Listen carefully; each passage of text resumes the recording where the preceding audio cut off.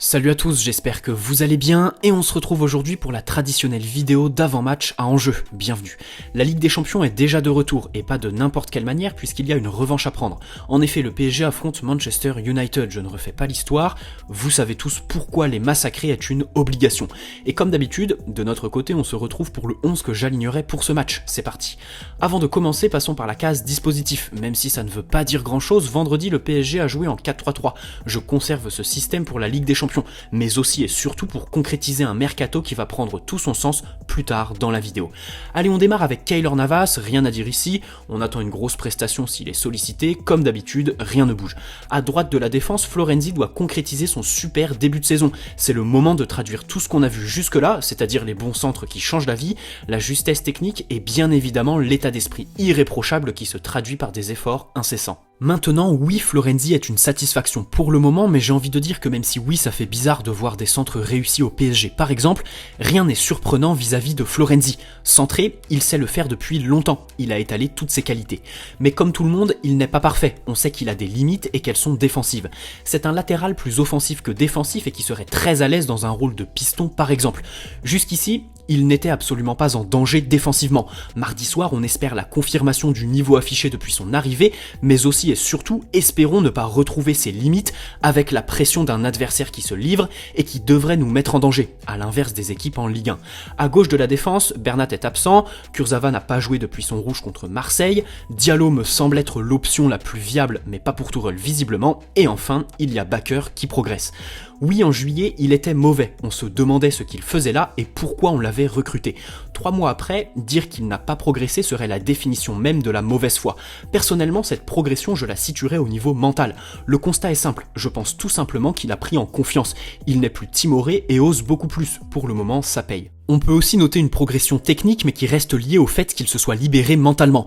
En effet, ce qui illustre parfaitement l'évolution de son niveau technique, ce sont ses centres. Évidemment, ce n'est pas devenu un crack comme sa nomination au Golden Boy pourrait le laisser penser, mais avec l'absence de Bernat, voir un jeune latéral sur la pente ascendante, c'est toujours bon. Kurzawa manquerait forcément de rythme et pour récompenser sa progression, je titularise Bakker. Bon, selon les dernières infos du journal L'Équipe, il serait incertain. Au vu de la crédibilité du journal, je maintiens ma position. En cas d'absence, Kurzawa sans rythme, on n'a pas le choix, mais c'est un risque. Dans l'axe, c'est assez paradoxal. D'un côté, Kimpembe doit enchaîner et confirmer son changement de statut. En effet, depuis le Final 8, et je dirais même depuis le match retour contre Dortmund, ce n'est plus le même défenseur. On le savait tous, jusque-là, ses qualités pouvaient se transformer en défaut. En effet, être agressif, défendre en avançant et prendre des risques à la relance, ça peut se retourner contre toi, surtout quand tu as des soucis de concentration comme Kimpembe par moment. Toutes ces qualités se sont sublimées, désormais il est régulier et n'a pas de soucis de concentration. Si je devais m'arrêter 2 secondes sur son cas, je dirais que les départs sans recrutement à ce poste l'aideront pendant cette saison qui le responsabilise et qui devrait, selon moi, être la saison tournante de sa carrière. Totale confiance en lui pour mardi et titulaire évidemment. En revanche, pour celui qui l'accompagnera, c'est plus flou et ça met moins en confiance. Kehrer est absent. Oui, je ne devrais pas m'attarder sur son cas puisqu'il n'est pas là, mais je le fais quand même. 37 millions d'euros pour racheter qu'une seule année de contrat, c'était déjà une sacrée masterclass d'Antero Henrique. Forcément, le joueur arrive avec un statut qu'il doit confirmer et un transfert à assumer. Au final, beaucoup de personnes résument Kehrer à son erreur face à Manchester. Je n'en fais pas partie. Perso, je le résume à sa fiabilité physique, qui est plus que défaillante, pour ne pas dire catastrophique. Niveau performance, je reste persuadé qu'il y a du potentiel, mais quand ton physique ne suit pas, tu ne peux prétendre à rien. J'ai l'impression que pour Kehrer, ce sera toujours comme ça, et c'est dommage. Marquinhos est incertain, mais restons optimistes, il a repris l'entraînement collectif hier. Évidemment, c'est la Ligue des Champions, et qui dit plus grande des compétitions dit prise de risque, s'il peut jouer, il joue. Mais si c'est trop juste pour lui, déjà on peut avoir une petite pensée pour Kouassi qui aurait joué, mais il a préféré se tirer, c'est toujours bon de le rappeler. Plus sérieusement, Abdou Diallo va encore jouer à un poste qui n'est pas le sien. Il n'a pas rassuré vendredi contre Nîmes, on ne sait pas trop dans quel état physique il est pour disputer une telle rencontre, et pour faire plus large, on ne sait pas si c'est un joueur qui se sublime dans ce genre de match. C'est flou, mais c'est la seule solution pour le berger allemand avec tous les absents. Au milieu de terrain, on compose avec les absences de Verratti, Paredes et Draxler. Donc on a Herrera, Pereira, Gueye et Rafinha. En sentinelle, Dieu merci, Tourelle ne devrait pas mettre Marquinhos. Je prends le risque de faire débuter Danilo Pereira. Il est là depuis jeudi, oui il a commencé avec le groupe que dimanche, mais il a pris du rythme en sélection et a joué 630 minutes depuis le début de saison. Au niveau physique, je ne me fais pas trop de soucis. Évidemment, la prise de risque est dans le fait qu'il débute avec l'équipe sur un match à enjeu sans avoir vraiment de repères. Son recrutement devrait changer quelque chose tactiquement. Ça doit commencer mardi et bien sûr, on y va avec indulgence. Devant lui, pas de Verratti, c'est regrettable. Comme avec Kehrer, ça devient assez problématique d'avoir un joueur qui se pète presque avant chaque échéance, mais ça reste notre meilleur milieu, et en termes de créativité, on sait tous qu'on était dépendant de lui jusque-là. Pourquoi jusque-là ? Parce que depuis 15 jours, on a un joueur qui a un bagage technique plus qu'intéressant, des qualités de projection, de conservation, de distribution et de création qui me laissent penser que les absences de Verratti se feront moins ressentir quand il sera sur le terrain. Je parle de Rafinha. Oui, son match contre Nîmes est très bon, mais il ne faut pas s'enflammer. En revanche, ses qualités techniques, il les a depuis le début, il ne les perdra pas.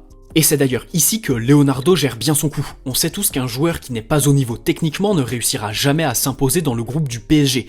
Donc, il recrute des joueurs avec le bagage technique nécessaire pour s'imposer. Je parle de Rafinha, mais on peut aussi penser à Florenzi. Donc, concernant son intégration tactique, pas de souci à se faire. La passe pour Mbappé vendredi peut confirmer ça. En l'absence de Verratti, je titularise Rafinha, qui aura les clés de la création au milieu. Son positionnement entre les lignes devrait faire mal à Manchester et permettre aux attaquants d'avoir un soutien. Mais au-delà de tout ça, n'oublions pas de souligner son engagement défensif. Il apporte un vrai équilibre au milieu et son état d'esprit est très bon.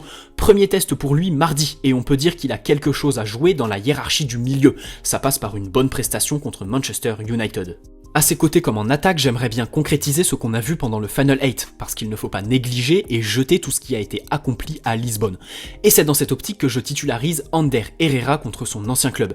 Il a donné satisfaction pendant le Final 8, néanmoins je ne l'utilise pas dans le même registre. En effet, en août, c'était le milieu qui jouait un cran plus haut pour créer 3 lignes de 2 sur le terrain. On l'a beaucoup vu contre Leipzig notamment. Depuis, Rafinha est arrivé, je lui donne ce rôle. Herrera joue un cran plus bas et se connecte avec Pereira à la relance et pour la densité sans ballon. Et enfin, devant, pas de Icardi. Et concernant Keane, je ne prends pas de risque. Il a 20 ans, sort d'une saison délicate, à la différence de Danilo Pereira, je ne prends pas le risque et préfère lui laisser du temps.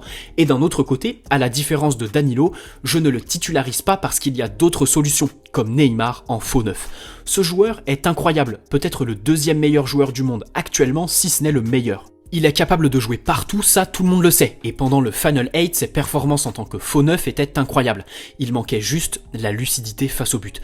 Je remets ça demain, avec Mbappé et Di Maria à ses côtés. En effet, Mbappé seul en pointe, on sait les dégâts que ça peut causer dans le mauvais sens du terme.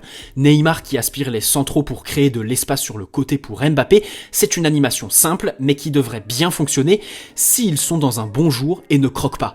De l'autre côté, Di Maria Florenzi, c'est aussi très dangereux, mais on retrouve le petit bémol qu'on pourrait poser sur cette attaque. Pas grand monde pour reprendre les centres de Florenzi. Dans tous les cas, en termes de talent, on fait difficilement mieux.